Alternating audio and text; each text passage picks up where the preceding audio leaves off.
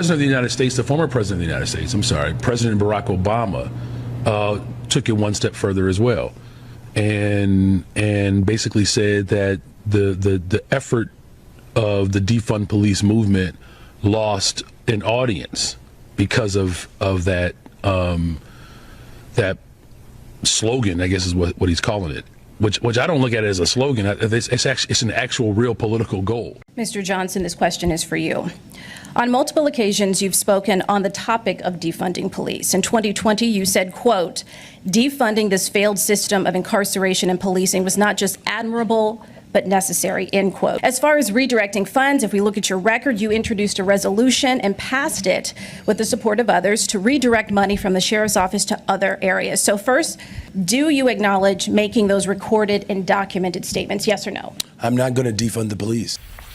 Well, look, policing by itself is not the full strategy. No, I understand that. You've talked about the other things you want. Would 5,000 more police officers on the street in Chicago be helpful to go along with all of those social programs that a lot of cities are engaging in and having success with? It's just not policing alone. Of course, we want more detectives. I know it's not policing alone. But do you believe that the streets of Chicago would be safer if there were more uniformed police officers on the streets of Chicago? I believe the city of Chicago and cities across America would be safer if we actually had, affordable housing. We've invested in detectives. Mr. Mayor, are you hearing what I'm saying? Would an additional 5,000 cops on the streets in Chicago help complement those programs to make Chicago safe? The fact of the matter is we are driving violence down on this city, and we're using every single resource that's available to us. Jails and incarceration and law enforcement is a sickness that has not led to safe communities. Well, members of Chicago's law enforcement community are taking offense with a comment made by Mayor Brandon Johnson. Earlier this week, he said in part, quote, jails and incarceration and law enforcement is a sickness. All right, so we have a radical leftist mayor wanting to defund the police while crime explodes. Let's talk about it.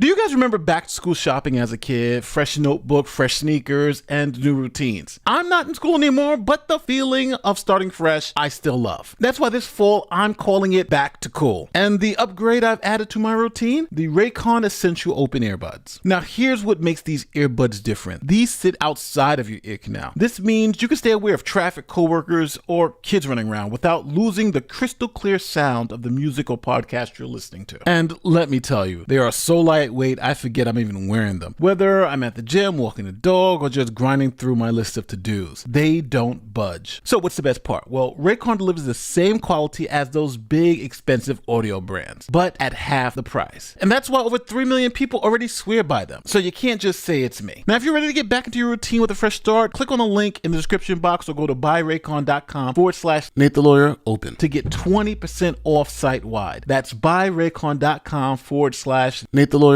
Open. Now, keeping it 100, as the kids say, I rock these things every single day, and trust me, you're going to want to as well. Snag your Raycons today. You'll also support the channel by leveling up your fall routine.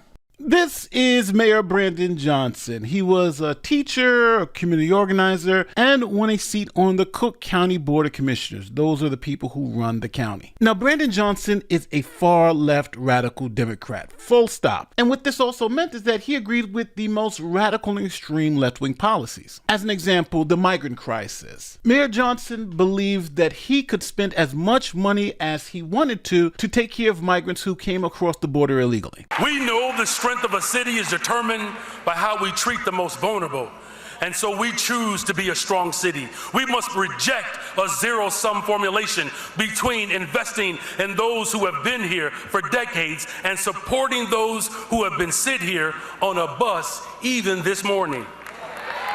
We can do both, Chicago. And Mayor Johnson tried to do both. He spent hundreds of millions of dollars on migrants, and now he's looking to raise taxes to pay for his migrant experiment. You've spent $300 million of taxpayer money on illegal immigrants. You're putting the interest of illegal immigrants above the interest of taxpayers in Chicago. Flashback. Close a $500 million gap in the city's 2024 budget. Personnel, pensions, and resources to address the migrant crisis, all costing the city millions and millions of dollars. A few moments later. Right now, Chicago is facing a $1.1 billion budget gap for 2026. The city is grappling with a $1.1 billion budget shortfall. We have reached a point now where there's no return. A frank admission from Chicago Mayor Brandon Johnson.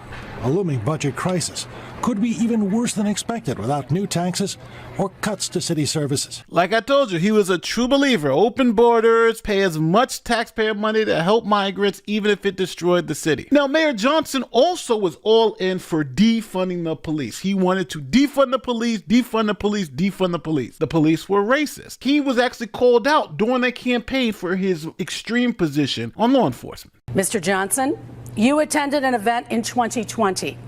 It was called We Don't Call Police. And that same year you said it was a political goal to defund the police. Here is what you said. The President of the United States, the former President of the United States, President Barack Obama, took it one step further as well, and basically said that the effort of the defund police movement lost an audience because of that that slogan, I guess is what he's calling it, which I don't look at it as a slogan. It's an actual real political goal. So, Mr. Johnson, what do you say to Chicagoans who do want more officers in their neighborhoods? Well, my public safety plan does just that. It's why in my public safety plan, we're going to promote, train, and hire 200 more detectives so that we can actually solve crime in the city of Chicago. You know, it's going to cost me roughly $50 million to make sure that we are actually administering the consent decree. You know, right now, we're not administering the consent decree and we're not solving violence in the city of Chicago. By promoting and hiring 200 more detectives, we actually can solve crime. Because what happens to those officers who are promoted? What happens to refilling those? Well, look, the way you recruit officers, you got to make sure when people are working on the front line, you can't ask police officers to do their job and someone else's. The fact of the matter is, almost 40% of the 911 calls that are coming through are mental health crises. I know what it's like to wake up and serve the front line, right, as a public school teacher. And you don't ask people to do their job and someone else's. We have to make sure that we're providing the support on the front line so that we can alleviate the pressure from police officers so that they can deal with the more violent, serious crime. For those of you who don't speak liberal nonsense, essentially what he's saying is, let's send in the social workers and defund the police. Now, it got to the point where people were like, well, we don't really know if we're going to defund the police in Chicago, where it's pretty much a war zone. He started trying to backtrack those comments and saying, well, I don't really want to defund the police, even though I keep saying I want to defund the police. On multiple occasions, you've spoken on the topic of defunding police. In 2020, you said, quote, defunding this failed system of incarceration and policing was not just admirable, but necessary, end quote. As far as redirecting funds, if we look at your record, you introduced a resolution and passed it with the support of others to redirect money from the sheriff's office to other areas. So first, do you acknowledge making those recorded and documented statements, yes or no? I'm not going to defund the police. If you could answer the question, though. Yeah. Do you acknowledge making the statements that I just read by quote, yes or no? What I've acknowledged is the fact that there are people who are incredibly frustrated. Mr. Johnson, if I could get you back to the question, yeah, of course. It's solely yes or no. Do you acknowledge making those statements? Look, you've already quoted. What I'm saying is, though, so you is that it provides some statements? Of course, I'm acknowledging it, but I want to make sure that we have context. I want to give you the opportunity to answer the question, but I just want to move on to the next part of it. So he says he's going to defund the police, and he's not going to defund the police, and he's going to defund the police. Who really knows what the mayor's plan is? So he gets in the office, but the police department begins to shrink to some of the lowest levels in the history of the department. Men and women of CPD are putting in work, yet the reality, the department is down a significant number of sworn officers. We are down. We're down close to 2,000 officers. So now Trump is saying, hey, I want to send you help because crime's a problem in Chicago. So we got Chicago previously saying, hey, we have an officer shortage. We need more police. The federal government saying, hey, we'll send you some law enforcement officers. We'll send you some police to help augment what you're doing there so you can lower crime. And because obviously it's Trump who's a Republican, Brandon Johnson wants none of it. So he's confronted with that reality on Morning Joe. That seems to be a contradiction, right? Well, you need more cops, and the guy says, we'll send you you more cops until you guys can figure it out. And now you're saying you don't want more cops and they won't help, but before you were saying they will help. Watch what happens. Just look at it. I'm curious, would you also like to get federal funding to help put 5,000 more cops on the street in Chicago? Would that help drive down crime? Okay, so I'm pausing it right here. You just heard Chicago screaming, we lost 2,000 cops. We're 2,000 cops short. Joe has just said, hey, federal funding can give you 5,000 more cops, right? You get the 2,000 you basketball and 3,000 more. He knows this. So the answer is an obvious yes, right? Yes, of course that would help. That would help solve a lot of our problems. But let's see what the mayor of Chicago says, because remember, it's Trump. Well, look, policing by itself is not the full strategy. No, I understand that. You've talked about the other things you want. Would 5,000 more police officers on the street in Chicago be helpful to go along with all of those social programs that a lot of cities are engaging in and having success with? The answer is yes. Yes. It's not going to hurt. It's going to help a lot. Let's see what he says. Well, look, here's the best way I can put it, Joe, is that in the 90s when I was in high school, we had 3,000 more police officers and we had 900 people being murdered every single year in Chicago. It's just not policing alone. Of course, we want more detectives. I know it's not policing alone. But do you believe that the streets of Chicago would be safer if there were more uniformed police officers on the streets of Chicago? I believe the city of Chicago and cities across America would be safer if we actually had, affordable housing. Look, okay, I'm not saying that we don't. That's not the question I asked. I don't believe that we should narrow it down to just police officers, Joe, is what I'm saying. That is an antiquated approach. I'm saying we've invested in detectives. Mr. Mayor, are you hearing what I'm saying? Would an additional 5,000 cops on the streets in Chicago help complement those programs to make Chicago safer? You gotta laugh, because first it was, would 5,000 more cops help reduce crime? There was, would 5,000 cops be good for you? Now it's just like, all right, let's just cut all the BS. Let's see if the mayor of Chicago would even concede that 5,000 more police officers would help. We're not even talking about reducing crime. We're just talking about just helping, period. Would it help to have 5,000 more police officers? Let's see what he says. Look, we are working hard to make sure that our police department is fully supported. Of course we know the answer, but if you are in a party that supports defund, dismantle, no bail laws, reimagining the police, sending in the social workers instead, you can't answer that question. It's basic, simple, common sense. Now, crime has been going down in Chicago, but it's still a major problem. For instance, over Labor Day weekend, 57 people were shot, 8 people killed in the city of Chicago on one weekend. Nearly 60 people were shot over the 3-day holiday weekend in Chicago. 8 people were killed. Doorbell cameras captured the eruption of gunfire. Several people can be seen running away from the area Pepe was found. Overall, at least 57 people were shot, including 8 killed. Several other incidences also included multiple victims. Listen, people, it's so bad in Chicago, when the news reporters go to cover the shootings, they get jacked. A news crew robbed at gunpoint while trying to report on armed robberies in Chicago.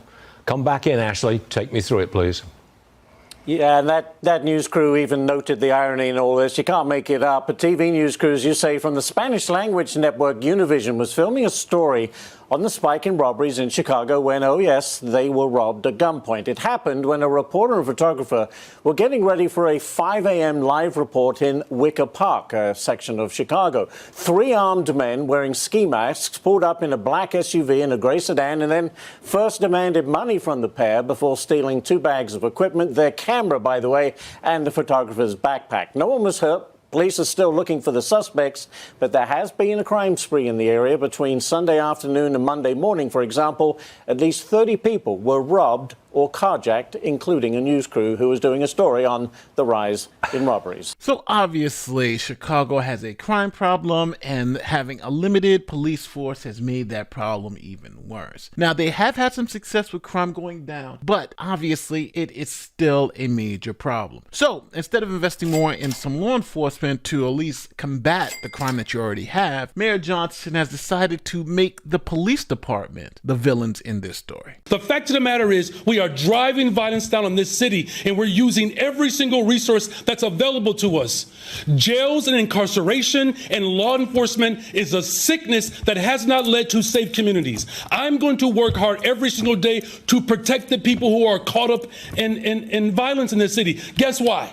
You want to know why? Because the vast majority of them look like me. So now there was a lot of blowback for those comments because law enforcement and holding people accountable is a sickness. That shows how left-wing radical the mayor has become. Even the new Cook County prosecutor, the DA's office, had to come out and say, hold on, that's not what he should be saying because law enforcement is not a sickness, it's a solution. Cook County State's Attorney Eileen O'Neill Burke. The statement was disappointing and disheartening. We are part of law enforcement. The state's attorney's office is the prosecution arm, and that is clearly law enforcement. To voice her own outrage during a sit-down interview with me on a different topic. I have 1,300 people who work in this office who are dedicated public servants, who get up every single day to make sure that they keep women safe from domestic violence, to make sure that we are doing our jobs in protecting children from being sex trafficked, to make sure that we are prosecuting murder cases. What we do every day does not call for our eradication. The DA says the mayor is calling for our eradication, but the mayor had to clarify his comments because everyone was saying, this is looking bad, so the mayor said, well, hold on. This is what I really meant. Check it out. Today, at a groundbreaking for a new low-income housing building in Pilsen, Johnson clarified his remarks. Dr. King referred to militarism as a sickness, and I've said this multiple occasions, and my position is still very clear. The addiction of jails and incarceration is one that we have to wean ourselves off of. The best way to deal with crime in this country is to invest in people. There's a direct correlation between violence and poverty. If the only thing that you can offer poor people are jails, you are part of the problem. The people who heard my statement, they know exactly what I meant and what I'm talking about. They're using this moment to politicize, to justify their own insecurities. I'm not going to stand for it, I'm not going to take it, and neither will the residents of this fine city. Now, you may think the people in Chicago love their mayor. It's a Democrat city, but the Democrats in Chicago actually hate their mayor. An Illinois Policy Institute, which says the pollster conducted a cross-section of Chicagoans, all neighborhoods and ethnic backgrounds, to get these results. Not good for the mayor. Poll sampled 798 voters from January 21st to the 23rd and asked them, do you have a favorable opinion of Mayor Johnson? 14% answered strongly favorable or somewhat favorable, 80% unfavorable, with the rest having no opinion. Mayor Brandon Johnson still has time to turn things around before the 2027 election, and this poll is an improvement from an earlier one in which his approval ratings were in the single digits. Nevertheless, political observers say the mayor appears to be in trouble. There is a cloud hanging over City Hall, and it could be called approval ratings.